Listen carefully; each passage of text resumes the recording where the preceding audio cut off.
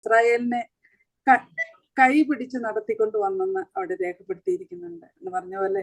അതുപോലെ നമ്മളെ ദൈവം എത്രത്തോളം കൈ പിടിച്ച് വഴി നടത്തി. ആ ദൈവത്തിന്റെ സന്നയിലാണ് നാം ആയിരിക്കുന്നത്. ആ ദൈവത്തിന്റെ സന്നയിൽ നമുക്ക് കടന്നു വരുമ്പോൾ ഭയത്തോടും ഭക്തിയോടും ദൈവസന്നയിൽ നമുക്കായിരിക്കാം. ഇന്ന് നമുക്ക് ഇത്രയും പേർക്ക് കടന്നു വരുവാൻ ദൈവം ഇടയാക്കിയത് ഓർത്ത് സ്തോത്രം ചെയ്യുന്നു. ഇന്നത്തെ മീറ്റിങ്ങിന്റെ ഓർഡർ ഒന്ന് പറയുവാൻ ആഗ്രഹിക്കുന്നു.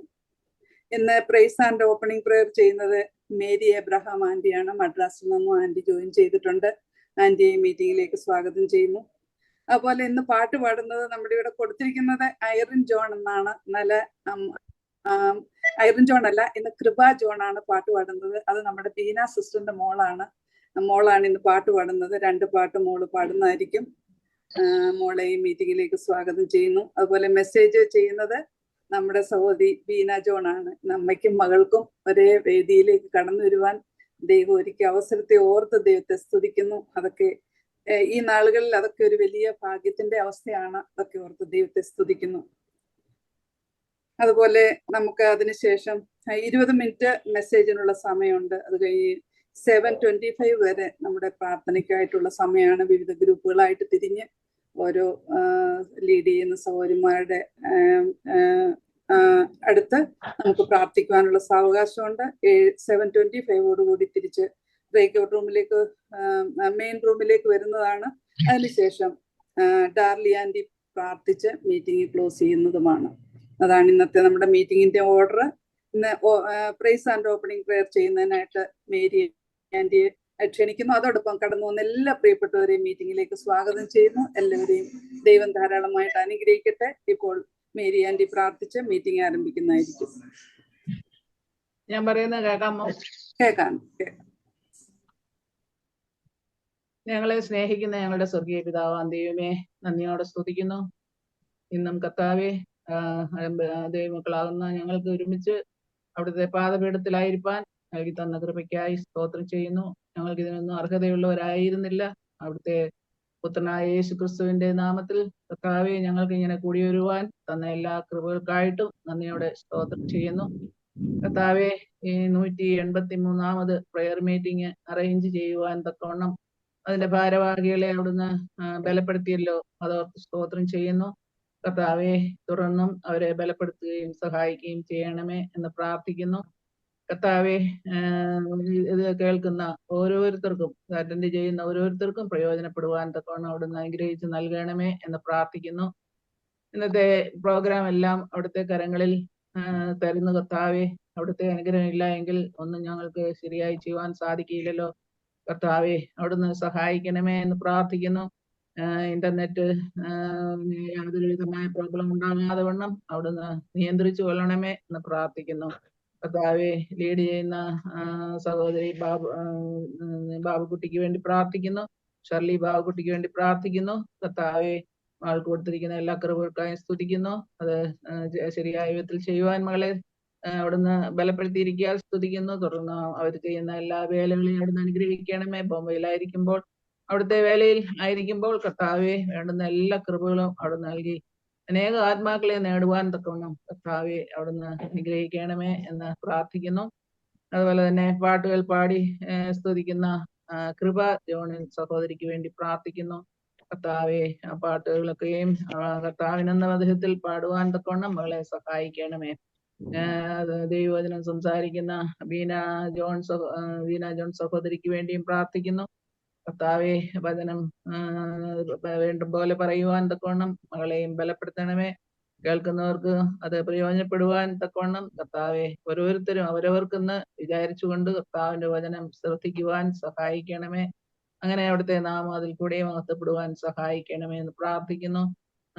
അതെല്ലാം കഴിഞ്ഞിട്ട് കർത്താവെ, പ്രേയറിനായിട്ട് ഞങ്ങൾ ഗ്രൂപ്പായി കൂടുമ്പോഴും അവിടുത്തെ സാന്നിധ്യം ഞങ്ങൾക്ക് ആവശ്യമുണ്ട്. കർത്താവെ, സഹായിക്കണേ. അവിടുത്തെ സന്നിധി ബോധത്തോടെ ഞങ്ങൾ ഒരുമിച്ച് കൂടുവാൻ ഞങ്ങളെ സഹായിക്കണമേ. കർത്താവെ, അത് ശ്രദ്ധയോടെ പ്രാർത്ഥിപ്പാൻ തക്കവണ്ണം ഞങ്ങളെ ബലപ്പെടുത്തണമേ എന്ന് പ്രാർത്ഥിക്കുന്നു. കർത്താവെ, ക്ലോസിംഗ് പ്രയർ നടത്തുന്ന ഡാർലിക്ക് വേണ്ടിയും പ്രത്യേകം പ്രാർത്ഥിക്കുന്നു. മകളെ അവിടുന്ന് എത്രത്തോളം അനുഗ്രഹിച്ചെല്ലാം വഴി നടത്തിയിരിക്കുക സ്തുതിക്കുന്നു. കൊടുത്തിരിക്കുന്ന എല്ലാ ഉത്സാഹത്തിനായും സ്തോത്രം. തുടർന്ന് അവിടുന്ന് കാത്തുകൊള്ളണമേ. കർത്താവെ, പ്രോഗ്രാമിന്റെ എല്ലാ കാര്യങ്ങളും അവിടുന്ന് എല്ലാം നന്നായി ചെയ്യുവാൻ തക്കവണ്ണം സഹായിക്കണമേ. എന്ന് കൂടി വന്നിരിക്കുന്ന എല്ലാ സഹോദരിമാരെയും അനുഗ്രഹിക്കണമേ. ഓരോരുത്തരുടെ ആവശ്യങ്ങൾ അവിടുന്ന് അറിയുന്നല്ലോ കർത്താവെ. ആ നിലയിൽ അവരെ സഹായിക്കുകയും വഴിനടത്തുകയും ചെയ്യണമേ. അടിയനും ഇങ്ങനെ കർത്താവെ ഇതില് ഉൾപ്പെടുവാൻ തക്കവണ്ണം തന്ന കൃപയ്ക്കായി സ്തുതിക്കുന്നു. സകലവും ഞങ്ങൾക്ക് വേണ്ടി ജീവൻ വെച്ചിരുന്ന കർത്താവായ യേശു ക്രിസ്തുവിന്റെ വിലയേറിയ നാമത്തിൽ പിതാവെ താഴ്മയോടെ അപേക്ഷിക്കുന്നു. കേൾക്കുന്നുണ്ടാകണമേ. ആമേൻ. ആമേൻ. Thank you Mary aunty. ദൈവം ധാരാളമായിട്ട് ബലപ്പെടുത്തിട്ട് അനുഗ്രഹിക്കട്ടെ. കർത്താവിന്റെ കൃപ കൂടിയിരിക്കട്ടെ. ഇനിയും നമുക്ക് കൃപാമോളുടെ പാട്ട് കേൾക്കാം. ഈ പൈതലിനെ ഓർത്ത് നമ്മൾ വളരെ പ്രാർത്ഥിച്ചിട്ടുണ്ട്. ഇന്ന് ഇത്രത്തോളം ആരോഗ്യത്തോടെ നമ്മുടെ മുമ്പിലായിരിക്കാൻ ദൈവം ഇടയാക്കിയത് ഓർത്ത് ദൈവത്തെ സ്തുതിക്കുന്നു. ആ പൈതലിനെ മോളെ മീറ്റിംഗിലേക്ക് പാട്ടുപാടാനായിട്ട് ക്ഷണിച്ചോളൂ. അർപ്പണമാറാകട്ടെ. രണ്ടാമത്തെ പാട്ട് പാടാം.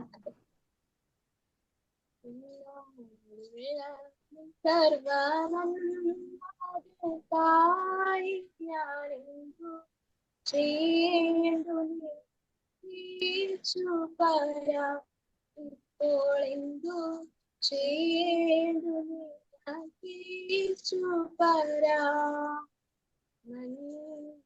കൊണ്ടെന്റെ ഉള്ളം മോടെ തുതി പാടിടുന്നേ ദേവാസന്ന മോടെ തുതി പാടിടുന്നേ പാപത്തിൽ നിന്നു എന്നെ പാനായി ശാപ ശിക്ഷകളെ ചാത്മജ മഹാശാപ ശിക്ഷകളെ ചാത്മജ എന്നെ അൻപോടു ദിനം തോറും ദയാനന്തം വന്ദനമേ എന്റെ പുണ്യ ദയാനന്ദം ഇന്നോട് സർവായി ഞാനെന്നു ചെയ്യേണ്ടു നിനക്കീശു പര ഇപ്പോൾ എന്തു ചെയ്യേണ്ടു നിനക്കീശു പര. ആത്മീയഗീതത്തിലെ 647 ദിനം ദിനം നീ വാഴ്ത്തുക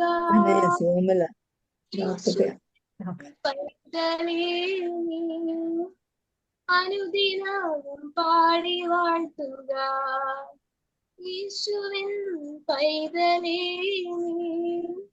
അനുദിനവും പാടി വാഴ്ത്തുക കാൽവരി രക്തമേ യേശുവിൻ രക്തമേ കാൽവരി രക്തമേ യേശുവിൻ രക്തമേ കാൽവരിയിൽ യേശു താൻ സ്വന്ത രക്തം ചിന്തിനിൻ കാൽവരിയിൽ യേശു താൻ സ്വന്ത രക്തം ചിന്തിനിൻ പാപത്തെ ശാപത്തെ നീക്കി തന്റെ രക്തത്താൽ പാപത്തെ ശാപത്തെ നീക്കി തന്റെ രക്തത്താൽ ദിനം ദിനം നീ വാഴ്ത്തുക യേശുവിൻ പൈതലേ അനുദിനവും പാടി വാഴ്ത്തുക യേശുവിൻ പൈതലേ അനുദിനവും പാടി വാഴ്ത്തുക രോഗം ശീലിച്ചവൻ പാപം വഹിച്ചവൻ രോഗം ശീലിച്ചവൻ പാപം വഹിച്ചവൻ കാൽവരി മലമുകൾ കൈകാലുകൾ വിരിച്ചവൻ കാൽവരി മലമുകൾ കൈകാലുകൾ വിരിച്ചവൻ രക്ഷിക്കും യേശുവിൻ പാദത്തിൽ സമർപ്പിക്കാൻ രക്ഷിക്കും യേശുവിൻ പാദത്തിൽ സമർപ്പിക്കാൻ നീ വാഴ്ത്തുക യേശുവിൻ പൈതലേ അനുദിനവും പാടി വാഴ്ത്തുക. യേശുവിൻ പൈതലേ അനുദിനവും പാടി വാഴ്ത്തുക. യേശു സന്നിധിയിൽ എനിക്ക് എത്ര ആശ്വാസം, യേശു സന്നിധിയിൽ എത്ര ആശ്വാസം. ക്ലേശമെല്ലാം മാറ്റിടും, രോഗമെല്ലാം നീക്കിടും. ക്ലേശമെല്ലാം മാറ്റിടും, രോഗമെല്ലാം നീക്കിടും. വിശ്വാസത്താൽ നിന്നെ യേശുവിൽ സമർപ്പിക്കാം. വിശ്വാസത്താൽ നിന്നെ യേശുവിൽ സമർപ്പിക്കാം. ദിനം ദിനം നീ വാഴ്ത്തുക. യേശുവിൻ പൈതലേ അനുദിനവും പാടി വാഴ്ത്തുക. യേശുവിൻ പൈതലേ അനുദിനവും പാടി വാഴ്ത്തുക. താങ്ക് യു മോളെ. വളരെ നല്ല 2 പാട്ടുകൾ നന്നായി പാടുവാൻ കർത്താവ് ബലപ്പെടുത്തി. എന്നോടുള്ള നിൻ സർവ്വ നന്മകൾക്കായി ഞാൻ എന്ത് ചെയ്യേണ്ടു, എനിക്ക് യേശുവര, ക്രിസ്തീയ കോളം വളരെ പാടി ആസ്വദിച്ചിട്ടുള്ള ഒരു പാട്ടാണ്. ദൈവത്തിന് സ്തോത്രം ചെയ്യുന്നു. അതുപോലെ ദിനം ദിനം നീ വാഴ്ത്തുക, യേശുവിൻ ആ പാട്ടും അതുപോലെ എല്ലാ ദിവസവും കർത്താവിനെ വാഴ്ത്തി സ്തുതിക്കുവാൻ ദൈവം നമ്മളെ തുടർന്ന് ഇടയാക്കട്ടെ. താങ്ക് യു മോളെ. ദൈവം ധാരാളമായിട്ട് അനുഗ്രഹിക്കട്ടെ. ഇനിയും നന്നായി പാടാൻ കർത്താവ് കൃപ തരട്ടെ. ഇനി നമുക്ക് വചനത്തിന് മുമ്പാകെ ആയിരിക്കാം. അതിനായിട്ട് ബീന ജോണിനെ സന്തോഷപൂർവ്വം ക്ഷണിച്ചു കൊള്ളുന്നു.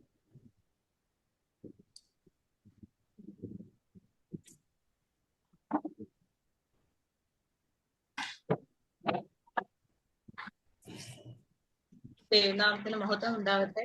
വീണ്ടും ഒരു പ്രാവശ്യം കൂടെ ായിരിക്കാൻ കർത്താവ് സഹായിച്ചുറപ്പിക്കായിട്ട് നമ്മളോട് സ്തോത്രം ചെയ്യുന്നു. ലിവിംഗ് വേർഡിന്റെ ആഭിമുഖ്യത്തിൽ നടക്കുന്ന ഈ പ്രാർത്ഥനാ മീറ്റിംഗിലേക്ക് എനിക്കും കടന്നു വരുവാനും പഠനത്തിൽ നിന്ന് സംസാരിക്കുവാനും കർത്താവ് നിർമ്മിക്കായിട്ടും നമ്മയോട് സ്തോത്രം ചെയ്യുന്നു. ഞാൻ പല പ്രാവശ്യം ഈ മീറ്റിംഗിൽ പ്രോഗ്രാമിൽ പങ്കെടുത്തിട്ടുണ്ടെങ്കിലും പ്രിയമകളെ ആദ്യമായിട്ടാണ് ഒരു പൊതുവേദിയിൽ ഇങ്ങനെ പാടുന്നത്. കർത്താവ് അവൾക്ക് കൊടുത്തിരിക്കുന്ന കൃപാവരും കഴിവുകളൊക്കെയും നാമത്തിനായി ഉപയോഗിക്കുവാൻ ദൈവം ഇടയാക്കേണ്ടതിനായിട്ട് നമുക്ക് എല്ലാവരും അവളെയോട്ട് പ്രാർത്ഥിക്കണം. ലോകത്തിന്റെ വിവിധ ഭാഗങ്ങളിൽ നിന്നുള്ള പ്രാർത്ഥന ഉണ്ടായിരുന്നു കഴിഞ്ഞ നാളുകളിൽ. ഇപ്പോഴും പ്രാർത്ഥിച്ചുകൊണ്ടിരിക്കുന്നവരുണ്ട്. ഇന്നലെയും ചില സഹോദരിമാരെ കണ്ടപ്പോൾ ഇതിനു വേണ്ടി എപ്പോഴും പ്രാർത്ഥിക്കുന്നുണ്ട് എന്ന് പറയുന്നത് കേൾക്കുവാനായിട്ട് ഇടയായിട്ട് തീർന്നു. അവരൊക്കെയും പറയുന്നത് പ്രഷ്യസ് എന്നാണ്. അപ്പോ ആ ഒരു പ്രശസ്തിയായിട്ട് വരും ദിവസങ്ങളിലും ദൈവനാമത്തിനായി ഉപയോഗിക്കുവാൻ, കർത്താവിന്റെ കൃപ കൂടുതൽ അനുഭവിച്ച് ജീവിക്കുവാൻ ഇടയാകേണ്ടതിനായിട്ട് എല്ലാവരും പ്രാർത്ഥിക്കണം. ഇപ്പോൾ 9ാം ക്ലാസ്സിലാണ് പഠിക്കുന്നത്. അവിടെ ഭാവി അനുഗ്രഹിക്കപ്പെടുവാൻ സ്ത്രീകളെ കുടുംബമായിട്ട് ദൈവം ദൈവനാമത്തിനായി ജീവിക്കേണ്ടതിനായിട്ടും മറ്റുള്ള കുട്ടികളുടെ മുമ്പിലൊക്കെ മാതൃകയോടെ ജീവിക്കേണ്ടതിനായിട്ടും ദൈവമക്കൾ എല്ലാവരും അവളെ ഓർത്തും പ്രാർത്ഥിക്കണമെന്ന് അപേക്ഷിക്കുന്നു. ഇന്നത്തെ നമ്മുടെ ചിന്തയ്ക്ക് ആധാരമായി ഒരു വാക്യം വായിക്കുവാനായിട്ട് ആഗ്രഹിക്കുന്നു. എല്ലാവരും അവരവരുടെ മൈക്ക് മ്യൂട്ടാണോ ഒന്ന് ശ്രദ്ധിക്കണേ. ശാന്തമാമ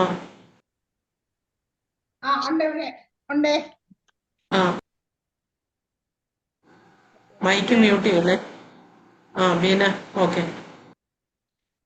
ഭയങ്കര ഇടിയും മഴയും ആയതുകൊണ്ട് കറണ്ടും ഇല്ല. ഞങ്ങളിങ്ങനെ ഇരുട്ടത്ത് ഇരിക്കുകയാണ്. എല്ലാവരും പ്രാർത്ഥനയോടെ ആയിരിക്കണമെന്ന് അപേക്ഷിക്കുന്നു. ഇന്നത്തെ നമ്മുടെ ചിന്തയ്ക്ക് ആധാരമായിട്ട് 1 പത്രോസ് 3:12 വാക്യം വായിക്കുന്നു. 1 പത്രോസ് 3:12. കർത്താവിന്റെ കണ്ണ് നീതിമാന്മാരുടെ മേലും അവന്റെ ചെവി അവരുടെ പ്രാർത്ഥനയ്ക്കും തുറന്നിരിക്കുന്നു. കർത്താവിന്റെ കണ്ണ് നീതിമാന്മാരുടെ മേലും അവന്റെ ചെവി അവരുടെ പ്രാർത്ഥനയ്ക്കും തുറന്നിരിക്കുന്നു.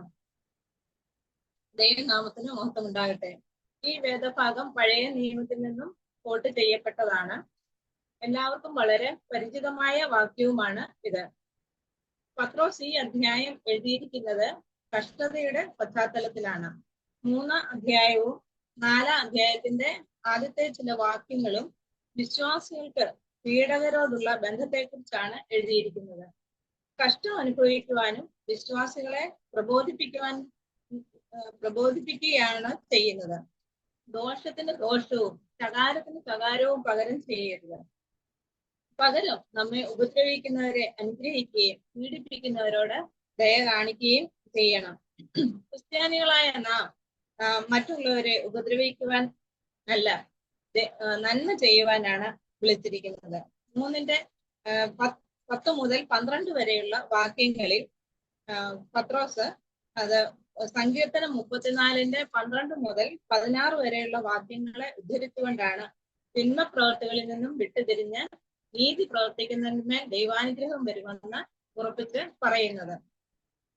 1 പത്രോസ് 3:12 പ്രാർത്ഥനയെന്നും സങ്കീർത്തനം 34:15 നിലവിളി എന്നുമാണ് പറഞ്ഞിരിക്കുന്നത്. ദാവീദ് വളരെ കഷ്ടതയിൽ കൂടി കടന്നുപോയ സമയത്താണ് ഈ സങ്കീർത്തനം എഴുതിയത്.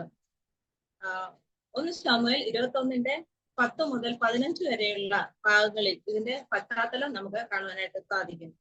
ദാവീദിന്റെ കഷ്ടതയുടെ അവസ്ഥയാണ് അവിടെ കാണുന്നത്. സങ്കീർത്തനം 34:8 യഹോവ നല്ലവനെന്ന് രുചിച്ചറിവിൻ, അവനെ ശരണം പ്രാപിക്കുന്ന പുരുഷൻ മനുഷ്യൻ ഭാഗ്യവാൻ എന്ന് കാണുന്നു. മനുഷ്യന്റെ ജീവിതത്തിലെ ഏറ്റവും വലിയ ഭാഗ്യാവസ്ഥയാണ് യഹോവ നല്ലവനെന്ന് രുചിച്ചറിയുന്നത്. 6-ാം വാക്യത്തിൽ ഈ എളിയവൻ നിലവിളിച്ചു എന്ന് കാണുന്നു. പഴയ നിയമത്തിൽ ഏത് ഭാഗത്ത് നോക്കിയാലും നിലവിളി എന്ന് ആണ് നമുക്ക് കാണുവാനായിട്ട് സാധിക്കുന്നത്. പുറപ്പാട് പുസ്തകത്തിലേക്ക് നോക്കുമ്പോൾ ഇസ്രായേൽ മക്കളെ ഇസ്രായേലിൽ നിന്ന് വിടുവിച്ച് വാഗ്ദത്ത നാട്ടിലേക്ക് കൊണ്ടുപോകുമ്പോൾ അതിന് മുമ്പായിട്ട് നമുക്ക് കാണാൻ സാധിക്കും, ഇസ്രായേൽ മക്കള് കഷ്ടതയുടെ നടുവിൽ കൂടി കടന്നുപോയപ്പോൾ നിലവിളിച്ചു. യഹോവ ആ നിലവിളി കേട്ടു, അവരെ അവിടെ നിന്ന് വിടുവിച്ചു എന്ന് നമുക്ക് കാണാനായിട്ട് സാധിക്കുന്നു. അതുപോലെ യോനയുടെ ജീവിതത്തിലേക്ക് നോക്കുമ്പോൾ യോന മത്സ്യത്തിന്റെ വയറ്റിൽ 3 രാവും 3 പകലും കിടന്ന് യഹോവയോട് നിലവിളിച്ചു, അവിടെ അയ്യം വിളിച്ചു എന്ന് നമുക്ക് കാണുവാനായിട്ട് സാധിക്കുന്നുണ്ട്. യഹോവ ആ യോനയുടെ പ്രാർത്ഥനയും നിലവിളിയും കേട്ടു എന്ന് നമുക്ക് കാണുവാനായിട്ട് സാധിക്കുന്നു. പഴയ നിയമത്തിൽ നിലവിളി എന്നാൽ പുതിയ നിയമത്തിൽ പ്രാർത്ഥന എന്നാണ് അവിടെ പറയുന്നത്. ഇവിടെ ദാവീദിന്റെ നിലവിളിയാണ് 34-ാം സങ്കീർത്തനത്തിൽ കാണുവാനായിട്ട് സാധിക്കുന്നത്.